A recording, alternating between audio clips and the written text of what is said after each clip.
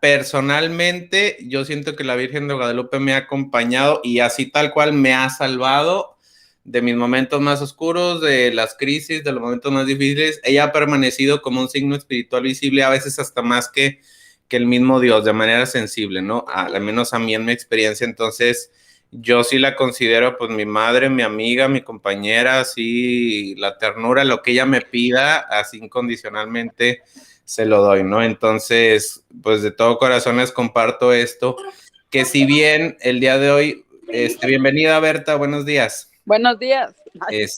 Si bien el día de hoy vamos a hablar de muchas cosas, no tanto devocionales, sino nos vamos a elevar un poquito a nivel teológico. La idea no es quedarnos a ese nivel teológico racional, sino bajarlo como siempre al corazón, a las emociones y sobre todo que aumente nuestra fe. Entonces el día de hoy también pues con una gran intención quise ponerla en este día, precisamente porque cae en el 15 de septiembre y porque la Virgen de Guadalupe, pues obviamente significa mucho para nuestra nación, para nuestro México, y es parte de lo que vamos a ver. Entonces vamos a recordar así rápidamente, o al menos una diapositiva de lo que veíamos la vez pasada, el nombre de María, ¿no? Que se usa en los evangelios para recibirse a la mamá de Jesús. Y de manera oficial, pues, la Santísima Virgen María o Madre de Dios. En el Islam también lo escuchamos como Mariam. Entonces quisiera que me empezaran diciendo, si quieren en voz alta o si no por el chat, ¿cómo le dice cada una de ustedes a la Virgen María cuando se dirige a ella en oración, cuando dialoga con ella en su relación? Pónganle ahí en el chat cómo le dicen. Yo ya la vez pasada compartía. Quisiera ahora que compartiéramos cuando hablamos con la Virgen de Guadalupe, o con la Virgen, cómo nos referimos a ella de manera personal cuando hablamos con ella. A ver, las leo. Madre mía.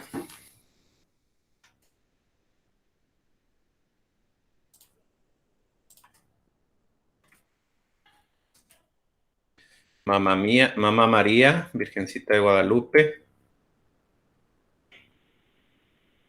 Virgencita, Madre mía.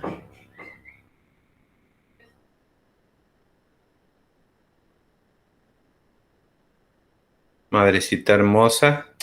Yo en lo personal y sobre todo cuando contemplo la imagen de Guadalupe le digo así, eres muy hermosa, eres mi morenita hermosa, es como el piropo, es como al final de el rosario que rezamos las letanías, otra forma de rezar las letanías en vez de estas fórmulas pues que tienen mucho valor histórico, es cambiarlas por las letanías son como piropos a la Virgen de Guadalupe, entonces otra forma de rezar al final del rosario es rezar cada uno como le dice a la Virgen de manera personal y claro que se vuelve más significativo. Entonces vamos a empezar este tema y en oración, pues pidiéndole a nuestra Madre Mía, a nuestra Mamá María, la Virgencita de Guadalupe, Madrecita hermosa, morenita hermosa, que interceda por nosotros, que nos acompañe. Y el día de hoy, precisamente en el Evangelio, fíjense también qué diosidencia. El Evangelio de hoy nos habla con una frase Jesús nos dice una frase muy parecida a la que le dijo la misma María de Guadalupe a Juan Diego. Mujer, aquí tienes a tu hijo. Hijo, aquí tienes a tu madre. Y recuérdense, el Evangelio está escrito para hablarnos el día de hoy. Entonces, María está dispuesta por Jesús para ser nuestra madre. Jesús nos dice, mujer, literalmente, aquí tienes a tu hijo. A cada uno de nosotros nos dice, aquí está Jesús con nosotros. Y Jesús, y a nosotros nos dice también, aquí tienes a tu madre. Jesús nos está dejando a su mamá como nuestra madre. No solo hace 2000 años, no solo hace 500 años, que fue las apariciones de Guadalupe, sino el día de hoy nos lo vuelve a decir. Entonces vamos a comenzar, pues, un poquito con este texto que yo les propuse la vez pasada, pero cada quien en su corazón diciéndole: María, muy buenos días, felicidades porque el Espíritu Santo te llenó de su amor y tú lo aceptaste, por eso Dios está siempre contigo. María, eres extraordinaria. Como las flores nacen en primavera, así Jesús nació de ti. Un feliz día de Navidad. María, Madre de Dios y Madre nuestra, eres santa y buena porque recibiste al Espíritu Santo. Ruega por nosotros para que, como tú, seamos fieles al Espíritu Santo. Él nos purifique de todo mal. Pídele, María, al Espíritu Santo, para que hoy y siempre nos dejemos conducir como tú, por su verdad y por su amor. Amén. Y la advocación realmente que celebramos el día de hoy, pues es Nuestra Señora de los Dolores. Y de hecho no la quise poner yo en el programa, que me parece que pues ya tenemos, bueno, por un lado ya tenemos suficiente sufrimiento y dolor muchas veces en nuestras vidas y en México, como para aparte, me parece a mí ver a una María también sufriente. O sea, lo que necesitamos es una María viva, llena de energía, de alegría, que te dice, llena de amor, aquí estoy, ¿no? Pero por el otro lado, también contemplar a María dolorosa, pues nos identifica también con todas esas madres, como ustedes y como tantas muchas que sufren por sus hijos adolescentes, las madres de los hijos que nunca regresan, que emigran y ya las mamás no vuelven a saber de ellos, o a lo mejor en las noticias se enteran que se ahogó por ahí en el mar Mediterráneo. Las mamás de las hijas que son vendidas como que son víctimas de la trata, etcétera. Entonces, claro que tiene sentido también el pedirle a Nuestra Señora de los Dolores por todas esas madres que sufren y se identifican en este dolor del sufrimiento y la muerte de sus hijos, ¿no? Pidamos por todas ellas, por todas estas situaciones de dolor en nuestro México, en nuestro Tijuana, nuestro Monterrey y pues en todo el mundo. Entonces, vamos a hablar en 3 partes de Nuestra Señora de Guadalupe. La primera va a ser lo que ya sabemos, la segunda va a ser un acercamiento teológico y la tercera va a ser visto desde otra manera hasta nuestros días. Entonces, lo que ya sabemos va a ser un recorrido rápido por algo que, sobre todo si han sido catequistas, pues ya lo hemos hasta enseñado varias veces, ¿no? Juan Diego pertenecía a una familia indígena cristiana, vivía con su mujer y su tío Juan Bernardino en Tulpetac, en los alrededores de la antigua Tenochtitlán. En Tulpetac no había iglesias, por lo cual tenían que ir a misa hasta Santa Cruz de Tlatelolco. La primera aparición, sábado 9 de diciembre de 1531. Recuérdenme qué pasó 10 años antes de esta aparición, de este año.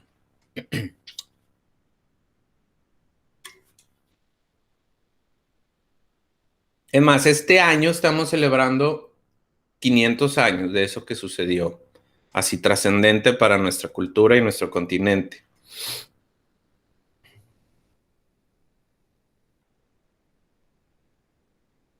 ¿Quién se acuerda? ¿No? La conquista de México, la caída de Tenochtitlán, es precisamente 10 años antes, 1521, 2 años después de la guerra españoles contra indígenas, cae Tenochtitlán. Entonces, imagínense un pueblo abatido, un pueblo indígena destruido en sus raíces, en su cultura, en su religión, derrotado tal cual. Entonces, en este contexto histórico, la Virgen de Guadalupe se aparece. No es coincidencia. La Virgen de Guadalupe es un signo de esperanza y de fortaleza, sobre todo al pueblo indígena que está como viviendo lo que ya comenté. Entonces, Juan Diego a sus 53 años iba a misa y al pasar por el cerro del Tepeyac oyó un canto que no era de esta tierra. Cuando miró arriba vio un sol resplandeciente y en medio a una señora en actitud de oración.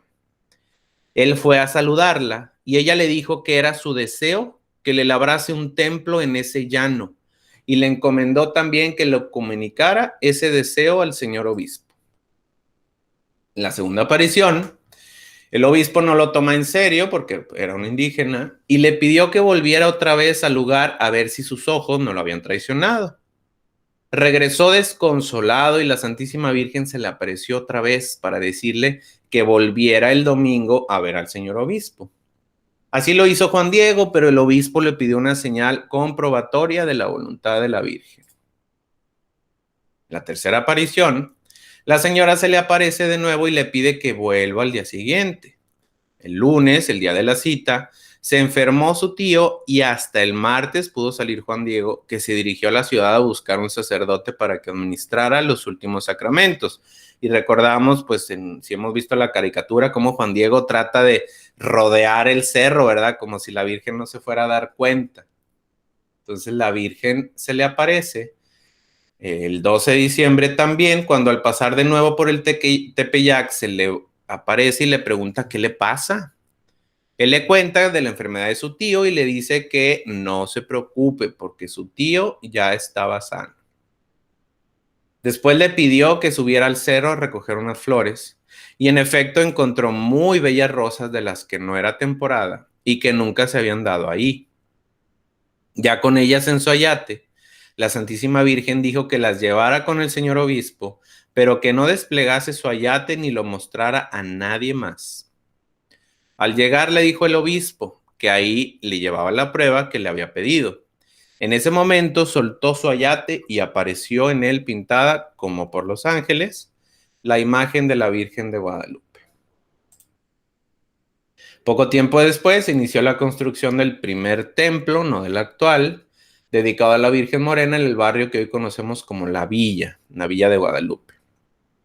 ¿Quién de ustedes ha ido a la Basílica en la Ciudad de México? ¿Claudia? ¿No?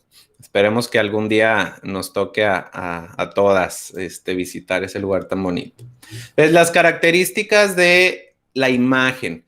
La estatura de la Virgen en la yate es de 1 metro con 43 centímetros y representa una joven de entre 16 y 20 años. Aquí vamos conectando lo que veíamos la vez pasada de la edad de la Virgen María. Un rostro ovalado y moreno, su semblante es dulce, amable, refleja amor y ternura. Las manos juntas mostrando una profunda oración, una es más morena que la otra, lo que tal vez simboliza la unión de dos culturas.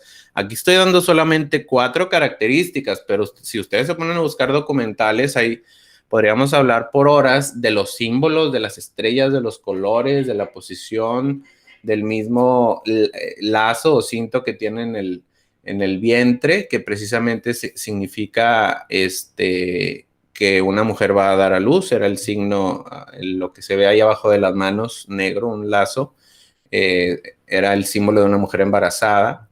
El cabello suelto, que para los aztecas glorificaba a una mujer con un bebé en el vientre. Y bueno, les digo, ahorita no es entrar en simbología, porque pues tiene mucho simbolismo, ¿no? Que querían y buscaban hablar precisamente al pueblo indígena, para que lo entendiera. Aquí hay otros más. Flor de 4 pétalos, símbolo náhuatl que representa la presencia de Dios en plenitud. El cinto, como lo mencionaba, que marca el embarazo y que en náhuatl representa también el inicio de una nueva era y el término de otra. Fíjense, esto es interesante. Rodeada por rayos dorados que forman un aura, de pie sobre la luna. En náhuatl, el significado de la palabra México, de hecho, significa centro de la luna. Y un ángel a sus pies con las alas de águila y los colores del pájaro Tznitzcan, que Juan Diego oyó cantar anunciando la aparición de la Virgen. La segunda parte, vamos a ir un poquito más allá, vamos a descubrir la teología detrás del texto, del Nican Mopohua, del texto que relata las apariciones. Entonces, tres claves teológicas. La primera, para poder hacer una lectura crítica de cualquier texto, es preciso leer el todo antes que la parte. Es preciso leer el todo antes que la parte. ¿Qué pasa cuando se descontextualiza una frase, por ejemplo, que dice el Papa Francisco, o los papas, o cualquier político? Se saca una frase de su contexto de lo que dice y se puede malinterpretar. Entonces, sucede lo mismo con cualquier texto, y más si es un texto religioso, es preciso leerlo todo, y eso vamos a intentar hacer el día de hoy, así rápidamente darle un vistazo al Nican Powa. El segundo punto, hacer teología hoy en día, es buscar ampliar los horizontes que nos conduzcan al mismo objetivo, la salvación. Es decir, no estamos aquí ni se hace teología para saber más, para ser más inteligente, para conocer más cosas, simplemente no. Es buscar nuestra salvación y la salvación de los que tenemos a nuestro alrededor. Y por último, reconocer que en última instancia el evento de Guadalupe no tendría valor si no nos conduce al reino.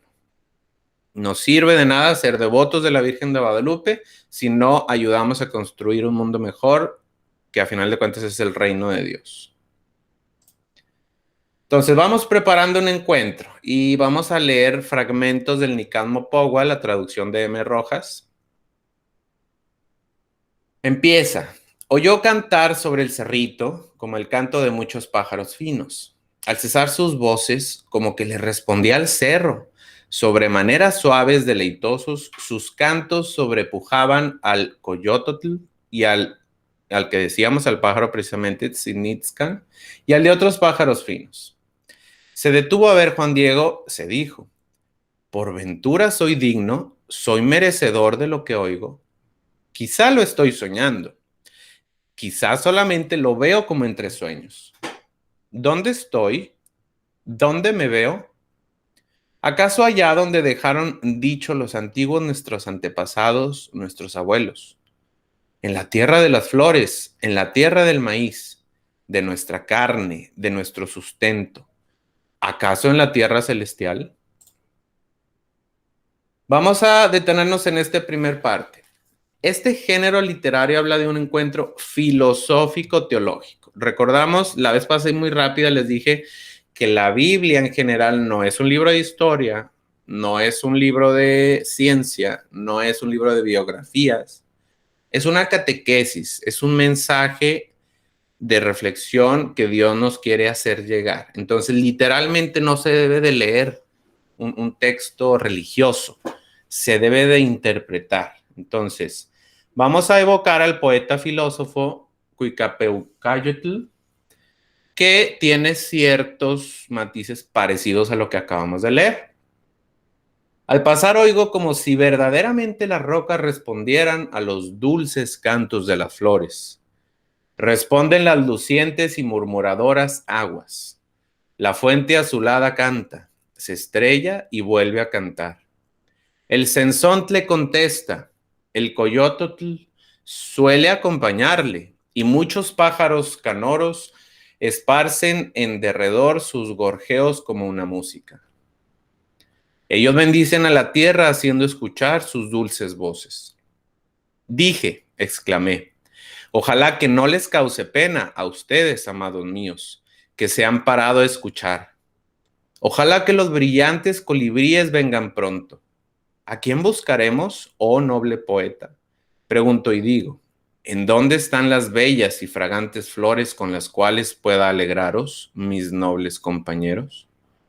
Pronto me dirán ellas cantando, aquí, cantor, te haremos ver aquello con lo que verdaderamente alegrarán a los nobles tus compañeros.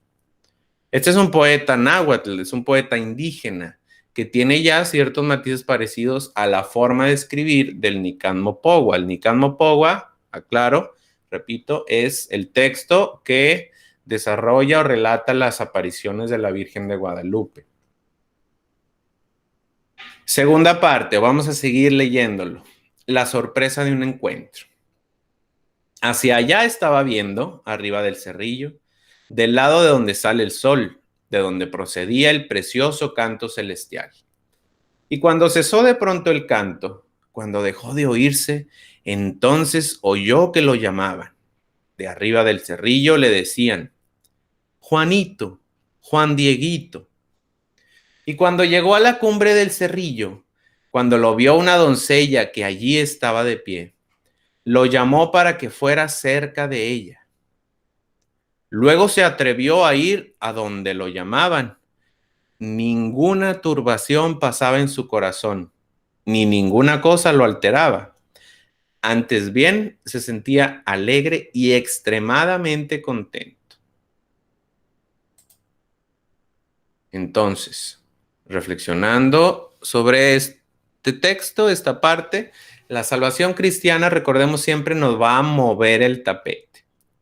Un cristianismo, una fe cristiana que no nos mueve nuestros estándares y nuestro status quo y nuestra zona de confort, entonces no es una fe cristiana, no la estamos entendiendo viviendo a fondo, no la estamos viviendo bien. ¿Qué esperaría entonces un indígena al ser llamado a lo alto durante un amanecer, dirigiendo la mirada hacia el este? Y aquí es donde hay que entender lo que significa para un indígena el amanecer, lo que significa dirigir la mirada hacia el este, los puntos cardinales, los elementos de la naturaleza, la tierra, el agua, la luz, etcétera. Son símbolos que le hablan mucho, recuerdan, a los grupos indígenas.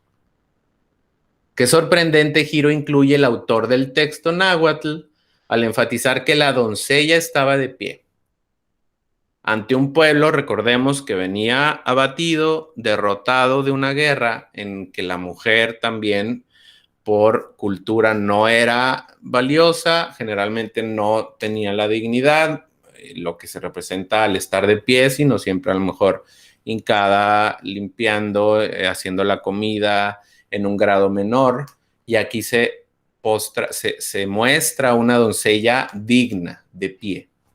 Entonces es una lectura difícil y original. El indio avanza hacia una escena de trascendencia y hasta una potencial muerte con muy buen ánimo.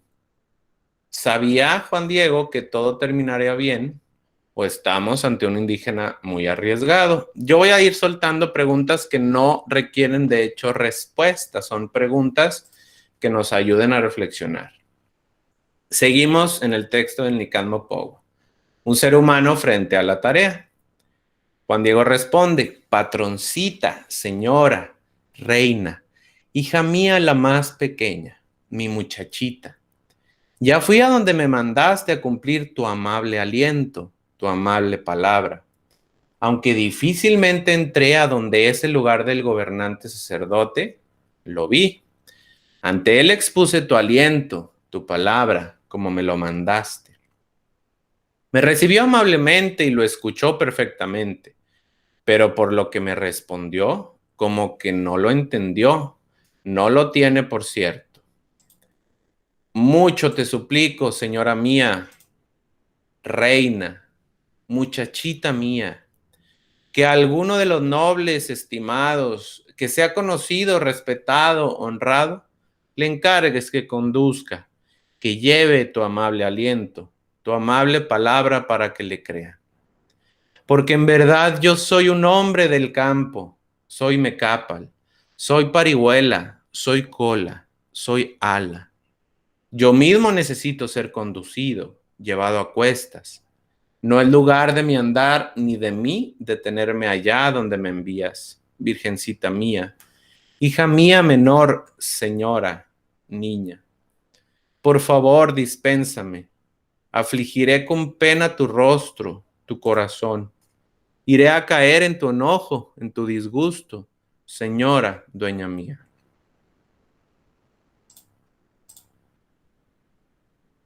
Analizando este texto, podemos descubrir algunas trampas en el estilo.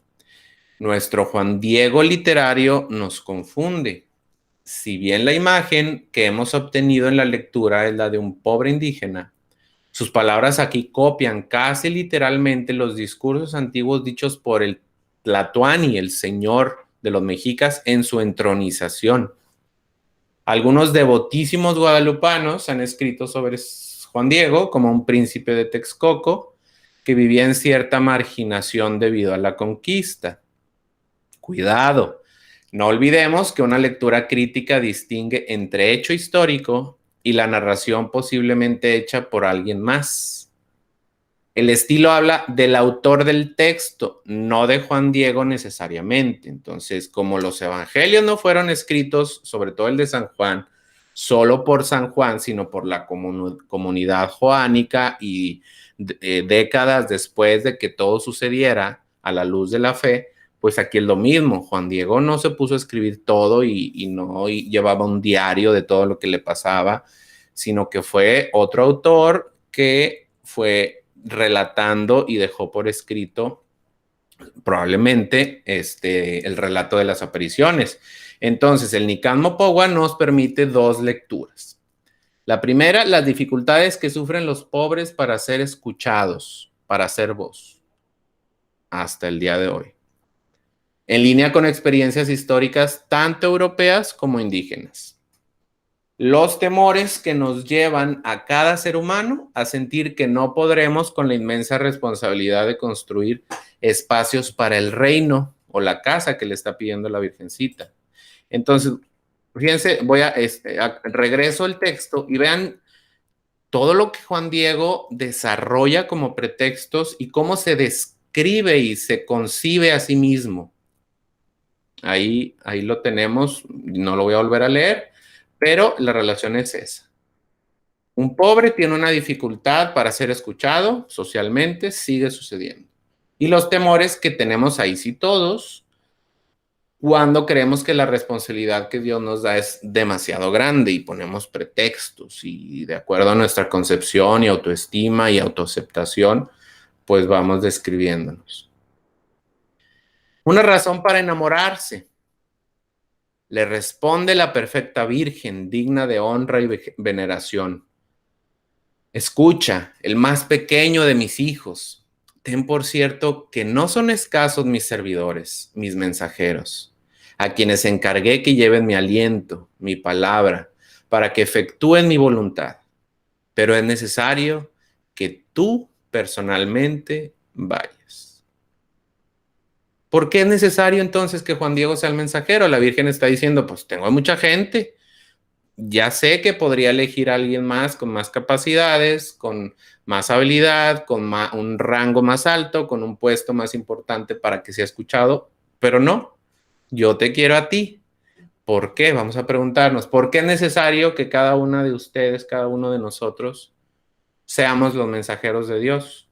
¿Y por qué no otra mujer que tiene más tiempo, más habilidad, más conocimiento, más fe? No. La Virgen de Guadalupe, el mensaje de Dios es que a nosotros, a cada uno nos llama a ser mensajeros, así como estamos, así como somos. Y ahí es donde entra el papel de la autoridad. Dijo Zumárraga que no solo por su palabra su petición se haría. Se realizaría lo que él pedía, pero muy necesaria era alguna otra señal para poder ser creído como a él lo enviaba la Reina del Cielo en persona.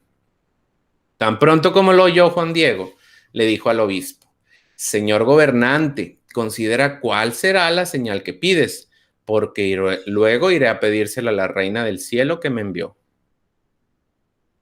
¿Estamos listos para dar prueba de nuestra fe?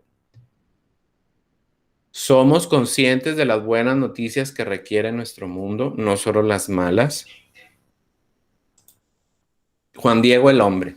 Al día siguiente, lunes, cuando debía llevar Juan Diego alguna señal para ser creído, ya no volvió. ¿Por qué? Porque cuando fue a llegar a su casa, su tío Juan Bernardino se le había enfermado y muy grave. Aún fue a llamarle al médico, aún hizo por él, pero ya no era tiempo. Ya estaba muy grave. Cuando anocheció, le rogó su tío que cuando aún fuere de madrugada, cuando aún estuviera oscuro, saliera hacia acá, viniera a llamar a Tlatilolco algún sacerdote para que fuera a confesarlo, para que fuera a prepararlo. Preguntémonos, ¿notamos la línea de acción de Juan Diego? ¿Es el hombre de fe una persona boba o tonta? ¿O no sabía acaso Juan Diego que María le podía hacer un milagro? ¿Por qué no se le ocurrió pedírselo a la Virgen? Y es cuando viene la confrontación, preguntas incómodas. ¿Qué pasa, el más pequeño de mis hijos? ¿A dónde vas? ¿A dónde te diriges? Y él tal vez un poco se apenó o quizás se avergonzó, o tal vez de ello se espantó o se puso temeroso. En su presencia se postró, la saludó y le dijo, mi jovencita, hija mía, la más pequeña, niña mía, ojalá que estés contenta. ¿Cómo amaneciste? ¿Acaso sientes bien tu amado cuerpecito, señora mía, niña mía? Con pena angustiaré tu rostro, tu corazón. Te hago saber, muchachita mía, que está muy grave un servidor tuyo, tío mío. Una gran enfermedad se le ha sentado. Seguro que pronto va a morir de ella. Y ahora iré deprisa a tu casita de México a llamar a alguno de los amados de nuestro Señor, de nuestros sacerdotes, para que vaya a confesarlo y a prepararlo, porque en realidad para ello nacimos, los que vinimos a esperar el trabajo de nuestra muerte. Mas si voy a llevarlo a efecto, luego aquí otra vez volveré para ir a llevar tu aliento, tu palabra, señora jovencita mía. Te ruego me perdones, tenme todavía un poco de paciencia, porque con ello no te engaño, hija mía la menor, niña mía. Mañana sin falta vendré a toda prisa. Y ahí es cuando la Virgen de Guadalupe nos ofrece un sentido.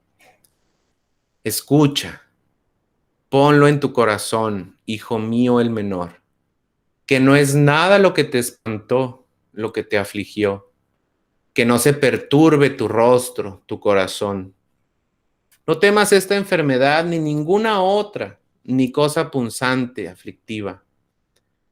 ¿No estoy yo aquí, que soy tu madre? ¿No estás bajo mi sombra y resguardo? ¿No soy yo la fuente de tu alegría? ¿No estás en el hueco de mi manto, en el cruce de mis brazos? ¿Tienes necesidad de alguna otra cosa? Que ninguna otra cosa te aflija, te perturbe, que no te apriete con pena la enfermedad de tu tío, porque de ella no morirá por ahora. Ten por cierto que ya está bueno. Y Juan Diego, cuando oyó la amable palabra, el amable aliento de la Reina del Cielo, muchísimo con ello se consoló, bien con ello se apaciguó su corazón.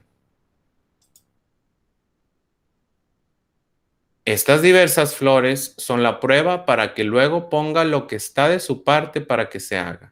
Se levante mi templo que le he pedido. Luego ahí se convirtió en señal. Se apareció de repente la amada imagen de la perfecta Virgen Santa María, Madre de Dios. ¿Cuáles son las diversas lecturas de este milagro? ¿Quién floreció? ¿Cómo se volvió señal? ¿Y cómo podemos asociar este fragmento sobre Guadalupe con la conversión de Pablo, por ejemplo?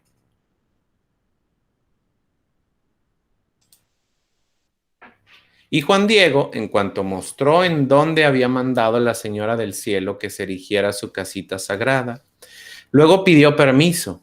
Quería ir a su casa para ir a ver a su tío Juan Bernardino, que estaba muy grave. Cuando lo dejó para ir a llamar a un sacerdote a Tlatelolco para que lo confesara y lo dispusiera, de quien le había dicho la Reina del Cielo que ya había sanado. Pero no lo dejaron ir solo, sino que lo acompañaron a su casa. Hasta ahí la lectura propia del Nican Mopogua. Entonces vamos a terminar con esta parte en la que vamos a buscar, así históricamente, otra vez recorrer las apropiaciones o las primeras apropiaciones de este evento, del acontecimiento de Guadalupe. Entonces, a mí me tocó visitar en el 2015 el norte de España, justo antes de irme al Líbano, es decir, salí de México y me fui al norte de España, al sur de Francia, un mes y medio para aprender algo de francés. Y me topé con la sorpresa de que en las montañas de allá muy bonitas, en un pueblo perdido, me encontré con un santuario de Guadalupe, en un lugar llamado Irún, al norte de España. Allá se habla no español, se habla el vasco, el euskera, entonces por eso está escrito así, Guadalupeco ama. Claro que pues yo no me resistí, yo no me lo esperaba. Entramos y mi sorpresa fue encontrarme con esta imagen. Virgen de Guadalupe de Hondarribia. Y es una imagen, aquí está la de la derecha. bueno, en medio una oración que tenían ahí pegada y una imagen pues totalmente diferente a la que conocemos. Entonces ahí yo empecé a decir, chis, pues sí es cierto, o sea, la advocación de Guadalupe viene también en sus orígenes, al menos el término, el nombre, pues por las raíces españolas que nos llegaron. Y es una virgen pues con una simbología totalmente diferente, o no totalmente, sino diferente a la mexicana. Ahí mismo, claro que pues se encuentra la de Juan Diego, de la aparición en México, y aquí a la derecha pues la vista desde el santuario, como se ve ahí pues el pueblo y el mar. Entonces, esto para compartirles que Nuestra Señora Guadalupe tiene una raíz, un origen más antiguo al que ya estudiamos. Entonces, vamos a preguntarnos primero qué vieron los españoles cuando se encuentran con este fenómeno guadalupano. Los españoles mentalmente asocian Guadalupe a las imágenes de María Inmaculada o a la mujer del Apocalipsis. Además, el nombre vincula al Tepeyac con Extremadura, que es una región de España. Y aquí está una Inmaculada encontrada en la concatedral de Santa María la Redonda, en Logroño. Esto sí, un poco más al centro de España. Y observemos la simbología, pues aquí está los rayos del sol o de luz y otras cosas ya muy parecidas a la Guadalupe mexicana. ¿Qué molestaba entonces tanto a los primeros franciscanos sobre la imagen y el culto de Guadalupe en el Tepeyac? ¿Qué les chocaba a los españoles? Lo dejamos ahí como pregunta. Eso es lo que vieron los españoles. A mí me tocó por primera vez visitar la basílica en el 2004. Aquí estaba yo en el postulantado. Sí, estaba en el postulantado o prenoviciado, no me acuerdo. Ahí por ahí estoy ahí uno de playera medio marrón con pues mis compañeros del norte y del sur postulantes. Me tocó visitarla también en el 2015, justo antes de irme al Líbano. Fue lo que hice antes de subirme al avión, ir a encomendarme. Luego, en las venidas que yo tenía en el 2018, también la fui a visitar, a la basílica. Y la última en el 2020 también, antes de regresar al Líbano, ahí que me encontré a dos amigos. Entonces, ¿qué vieron los indígenas? Ya hablamos de lo que vieron los españoles. ¿Qué vieron los indígenas? Bueno, un historiador primero escribe en español, Miguel Sánchez, la historia de las apariciones de Guadalupe en 1648. Recordemos, las apariciones fueron en 1531. ¿Cuántos años hay de 1531 a 1648? 117. Imagínense escribir un relato de algo que sucedió hace 117 años. Pues, ¿quién se va a acordar de los detalles históricos, científicos? Pues, se escribe algo religioso a la luz de las creencias, de la fe. Entonces, por eso lo literal queda un poco de lado en estos textos. Algunos sostienen que dichos testimonios se conservan en anales y códices, disputas entre especialistas hasta la fecha. Se dice que los pueblos mesoamericanos reconocieron y amaron a María antes que a los españoles. Fíjense eso, qué interesante. Es peculiar. Además, que la imagen del Tepeyac permitía una devoción menos vigilada o controlada que el de los templos en el centro de la Ciudad de México. ¿Cómo se pasa entonces del ritual y del cariño a la teología? En 1648, ya lo mencioné, aparece la obra que es considerada como el primer evangelio guadalupano, y ahí está el nombre, Imagen de la Virgen de Guadalupe, Madre María de Dios, Madre de Dios de Guadalupe, milagrosamente aparecida en la Ciudad de México, celebrada en su historia con la profecía del capítulo 12 del Apocalipsis. Entonces, María es leída como criolla, bendición del suelo americano. Sánchez mismo es criollo. Recordemos, los criollos son los nacidos en suelo americano, pero hijos de padres europeos o españoles la mayoría. El papel de Juan Diego es marginal, no aparece. Aquí la iniciativa es de María, una iniciativa amorosa, a esta tierra, lo cual es la idea central. Pues Miguel Sánchez recarga la historia de las apariciones de María de tantos adjetivos que su piadosísima lectura provoca en los lectores modernos aburrimiento. Otro escritor, Lazo de la Vega, se preguntan los especialistas. De hecho, todo este texto, toda esta reflexión, yo la estoy sacando de conferencias que dio un teólogo amigo mío que se llama Luis Eugenio Espinosa, y él nos invita a hacer esta reflexión y estas preguntas. Él se pregunta, ¿literato u oportunista? Es una discusión sobre este autor. Las intenciones de este hombre hablan de facilitar a los sacerdotes y religiosos el predicar en náhuatl.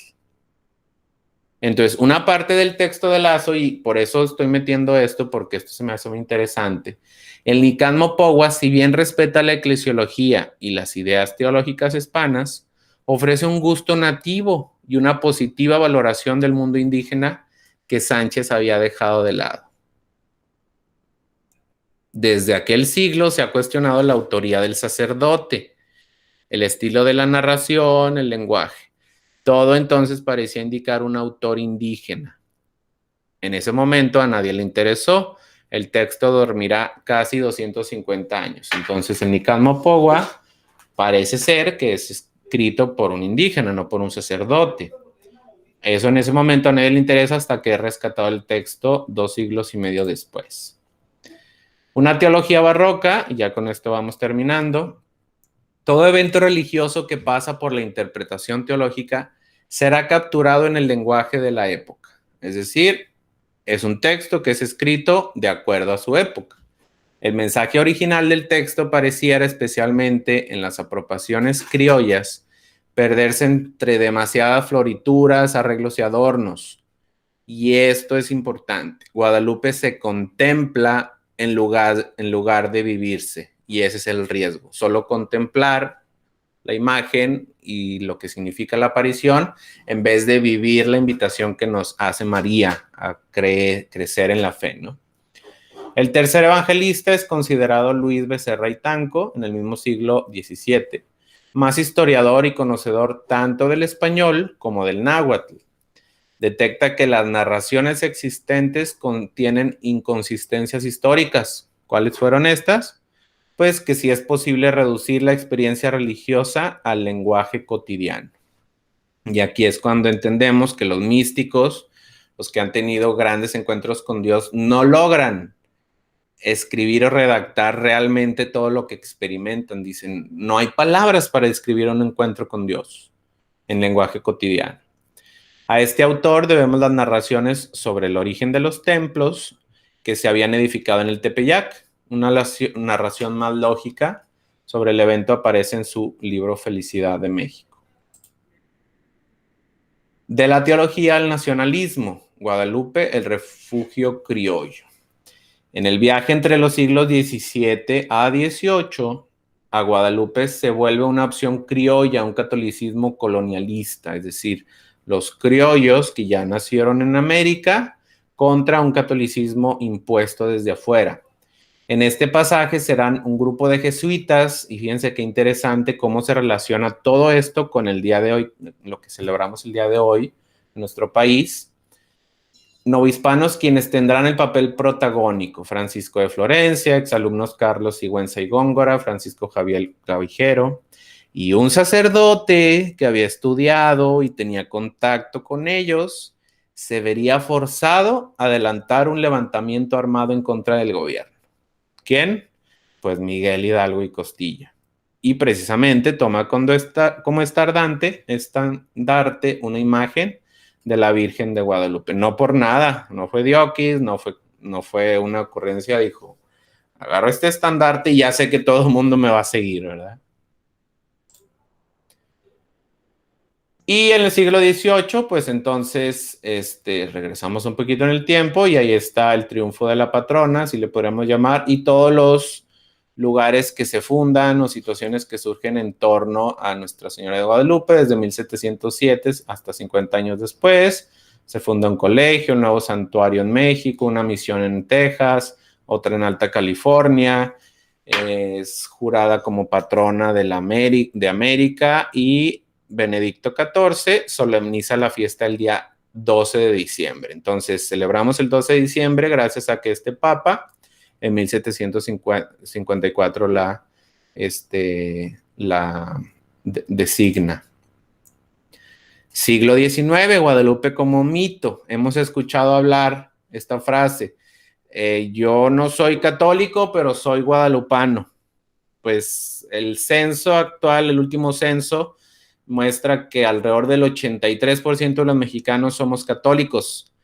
Pero si tú le preguntas al otro 17, probablemente te va a decir que sí es guadalupano, o a lo mejor no, ¿verdad? Pero es como una frase que nos dice mucho. El 110% de los mexicanos somos guadalupanos, por exagerar y decir que pues es parte de nuestra identidad. Es evidente el valor de este culto.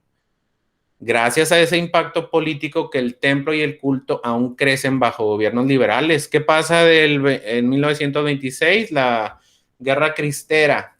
Y aún así, o más bien a pesar de eso, o más bien gracias a eso, la fe se reaviva, se fortalece, y pues la Virgen de Guadalupe como estandarte, ¿no? A pesar de gobiernos como los de Juárez, como el actual, que son antirreligiosos, anticatólicos, anti todo, lo que tenga que ver con esto, pues la Virgen de Guadalupe va a seguir estando al frente y va a seguir manteniendo la fe a pesar de los gobiernos que nos toquen. Es un motivo de orgullo y favorece un elemento de identidad entre grupos humanos dispersos por el mundo y diversos aún dentro de México. Y, ya lo mencionamos, favorece la misma lucha de independencia. Sin embargo, también parece obvio que se manipula el sentimiento de devoción de la gente. ¿Por qué se le pone Tratado de Guadalupe Hidalgo al tratado cuando México pierde la guerra con Estados Unidos y se queda con la mitad de nuestro territorio? ¿Por qué se le pone ese nombre, no? O sea, ¿por qué se usa el nombre de la guadalupana para un tratado en el que estamos perdiendo? Yo me pregunto hoy, ¿por qué? Al menos en Durango lo vi muchísimo, no sé si aquí en Tijuana o en Monterrey. En Tijuana aquí no lo he visto tanto, no sé si en Monterrey, que se está usando como estrategia para evitar los grafitis en las paredes, poner un cuadro de la Virgen de Guadalupe. Entonces dices, pues qué bonito, entre comillas, porque hasta los grafiteros respetan, entonces ven a la Virgencita y ya no manchan esa pared. Entonces, ¿en qué estamos convirtiendo a la Virgen? En un amuleto, en un signo de protección, más que en una persona que nos ayuda y nos invita a fortalecer nuestra fe. Esos son un poquito los riesgos, ¿no? De usarlo hasta como algo mágico, como mito. Segunda cosa, que se buscan beneficios personales y grupales. El criollismo, ya lo mencioné, un habitante nacido en América de padres europeos, en perjuicio de otros mexicanos. Los que se creen descendientes de alemanes siendo mexicanos y denigran o rechazan o son racistas con los indígenas o hasta con los de una piel distinta. Entonces esto es absurdo, ¿no? Cuando la Virgen de Guadalupe ha venido a unificar estas dos culturas. Y por eso es mestiza. No es indígena, es mestiza. Viene a unificar estas dos cosas, ¿no? Aunque sí los rasgos son mayoritariamente indígenas y los signos son indígenas, ella lo que busca es la unidad entre estas dos culturas. Entonces la identidad guadalupana aún no llega a todos por lo mismo.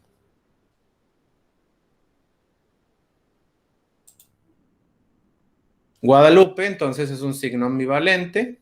Acostumbrados a ver sin prestar atención, nuestros ojos han visto la imagen de Guadalupe siempre como tal, una virgen o una madre. Sin embargo, hay que preguntarnos qué mensaje puede dar este símbolo privilegiado a la sociedad, a lo colectivo, a nuestros gobiernos. Las interpretaciones, pues claro, son diversas y a veces hasta opuestas. Algunos documentos que nos pone aquí también, como les decía, mi amigo Luis Eugenio Espinosa, que es de donde he sacado la mayoría de esta reflexión, un teólogo, nos pone ahí unos documentos, luego se los voy a pasar en español y en inglés. Y con esto terminamos ahora sí, vamos a concluir pensando en que la Virgen de Guadalupe puede ser contemplada y disfrutada como icono hermoso y digno de devoción, de eso no hay duda. Los textos, sin embargo, enfatizan una dirección: construir un templo una casa. Y podríamos reducir, como le pasó a San Francisco de Asís, que le decía, reconstruye mi casa, cuando escuchó esa voz ante un Cristo destruido en una iglesia destruida, reconstruye mi casa, y él primero pensó, bueno, pues ok, voy a poner piedras otra vez sobre este edificio. Después entendió que se refería a la iglesia, reconstruye, renueva mi iglesia. Entonces, nosotros nos podemos quedar también. La Virgencita le pidió a Juan Diego que construyera una casa y ya la construyeron, hasta 3, la basílica, la primera y luego la catedral y ahora la nueva. Pues ya está hecho el mensaje. No, hay que comprometernos. Tercer punto, el texto náhuatl, mucho más que las interpretaciones en lengua castellana, centran la atención en el proceso de aprendizaje de nuestro buen Juan Diego. Un proceso que nosotros también vivimos en la fe y que no se va a terminar. Vamos a seguir caminando en la fe.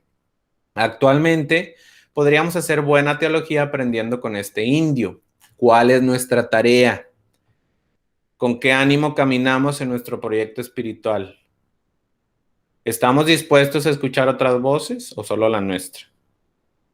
¿Seremos capaces de vencer nuestros temores como los tenía Juan Diego? ¿Estamos dispuestos a levantar nuestra mirada y saber dar el justo valor a cada vivencia? Guadalupe puede concluir en una imagen venerada en el Tepeyac o puede seguir provocándonos en el corazón a aceptar la comunidad, a aceptar la necesidad de viajar juntos para lograr construir la otra casa, el reino de Dios.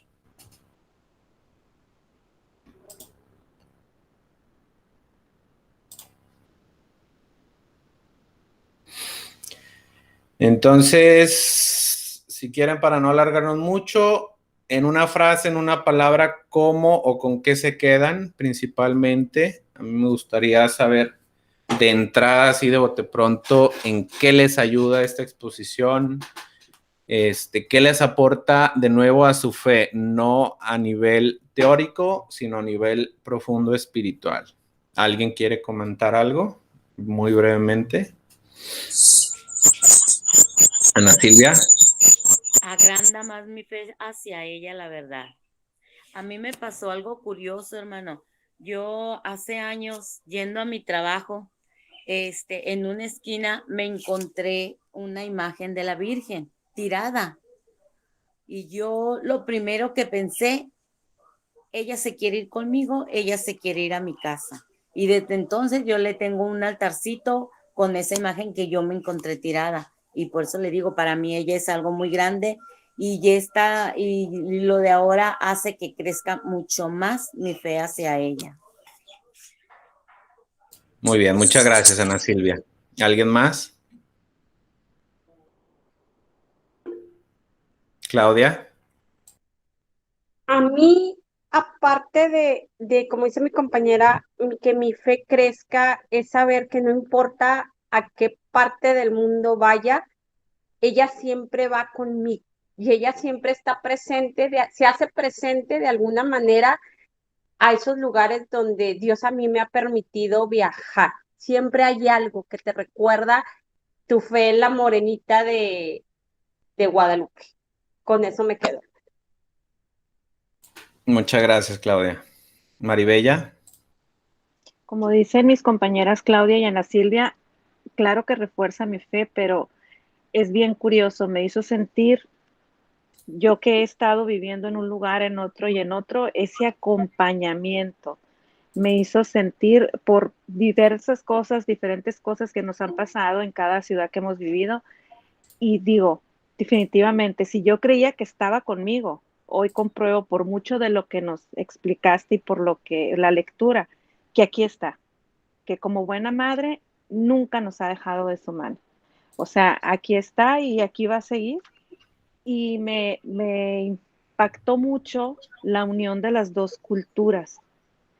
Fíjate que es algo que yo realmente nunca lo había visto desde esa perspectiva, lo que decías tú, la simbología de sus manos, ¿no? Pero sí tiene mucho sentido también, porque desde la raíz, si empezamos desde su aparición, pues con quién fue y habló, y él con quien se tenía que dirigir. Eran dos mundos completamente opuestos, el de Juan Diego y el del señor obispo, por ejemplo. Entonces, Claro. sí creo que en la actualidad que estamos viviendo, en esta diversidad cultural donde hay tantas diferencias, mira cómo viene al tema, pero en lo personal me refuerza el hecho de que siempre está con nosotros. Como buena madre, así como yo tengo a mi madre en otra ciudad, sé que todos los días reza por mí. Bueno, ella como buena madre no nos suelta de su mano, estemos donde estemos. Exactamente. Gracias, Margarita. Gracias. Berta. Sí, pues igual yo con las compañeras, profe, pues yo siempre he sido, no sé, yo para donde quiera también, siempre, madre mía, madre hermosa, vente conmigo, no me abandones, cuida a mis hijos, en la mañana, en la noche y pues a todas horas, ¿verdad? O algún problema, pues intercede por mí ante Dios y pues parece que no, pero yo la verdad todo lo que yo le he pedido lo ha hecho y pues ha aumentado más mi fe y ahorita con todo esto que estoy, a mí me gustaba, o sea que yo tenía la intención de saber de todo lo de su vida de ella, todo. Entonces yo estuve metiéndome al internet y pues sí, algo había encontrado, ¿verdad? Pero ahorita no hay más que como nos lo está explicando usted. Y pues ahora sí que, ¿qué más podemos pedir? La fe, que es lo que nos está aumentando más. Muy bien, pues muchas gracias. Les voy a mandar, cuando lo pueda hacer, 2 videos que a mí me gustan mucho con música de la Virgen de Guadalupe, ahí para que nos ayuden. Y nos vemos, si Dios quiere, la próxima semana. Que pasen muy buen día y feliz fiestas patrias. Que Dios las bendiga. Igualmente. Hasta luego, buen día. Gracias. Un gusto a todas, hasta luego. Hasta luego. Bye, gracias, hermano. Bye.